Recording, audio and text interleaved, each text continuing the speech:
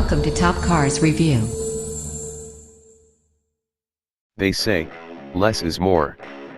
Well, that's what we were hoping when we got the launch invite for a new Aston Martin DB11 variant, because for the first time in nearly 50 years, there's a V8 under the bonnet.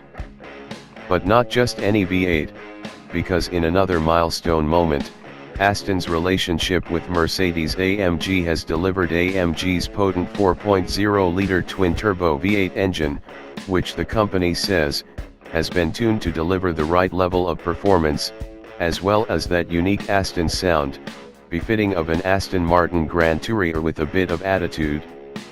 In all honesty, though, we flew to Catalonia, in northern Spain, carrying not only our bags, but also, a fair degree of trepidation that such a move would only serve to undermine the iconic DB badge, given its decades-old addiction to V12 power. After all, in markets like Australia, where the cost differential between the V12 and V8 versions is just 27 grand, you've got to ask yourself, why anyone would bother? But in tax-sensitive places like China and Singapore, where there exist heavy penalties for big engine brutes, the difference could be as much several $100,000.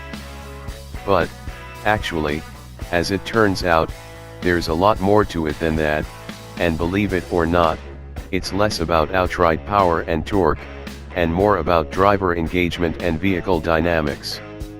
Not quite as we thought, then. Drill down into the performance figures and you'll very quickly realize that there's very little in it, at least, when it comes to outright acceleration.